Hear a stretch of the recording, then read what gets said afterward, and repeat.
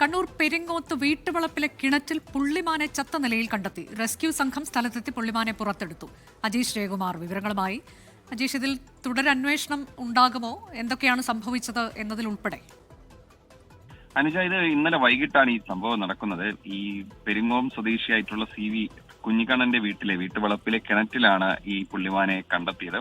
ഇന്നലെ വൈകുന്നേരം ഈ വെള്ളം കലങ്ങിയ നിലയിൽ കണ്ടതിനെ തുടർന്ന് രാവിലെ പരിശോധിച്ചപ്പോഴാണ് മാനിന്റെ ജഡം കണ്ടെത്തിയത്. തുടർന്ന് തന്നെ വനം വകുപ്പ് റെസ്ക്യൂ സംഘത്തെ വിവരം അറിയിച്ചു. അവർ സ്ഥലത്തെത്തി മാനിനെ പുറത്തെടുത്തു.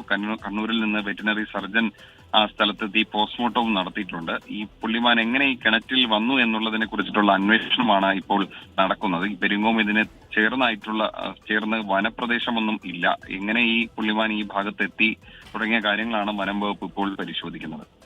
കണ്ണൂർ പെരിങ്ങോത്താണ് വീട്ടുവളപ്പിലെ കിണറ്റിൽ പുള്ളിമാനെ ചത്ത നിലയിൽ കണ്ടെത്തിയത്. എങ്ങനെയാണ് പുള്ളിമാൻ അങ്ങോട്ടേക്ക് എത്തിയത് എന്നൊക്കെയുള്ളതിലുള്ള അന്വേഷണം നടക്കും. അതിന് തൊട്ടടുത്ത് വനപ്രദേശമൊന്നുമില്ല എന്നതാണ്. റെസ്ക്യൂ സംഘം സ്ഥലത്തെത്തി പുള്ളിമാനെ പുറത്തെടുത്ത് പോസ്റ്റ്മോർട്ടം നടത്തിയിരിക്കുന്നു. ഇനി തുടരന്വേഷണം ഉണ്ടാകുമെന്നതാണ് അജീഷ് ജയകുമാർ നൽകിയ വിവരം.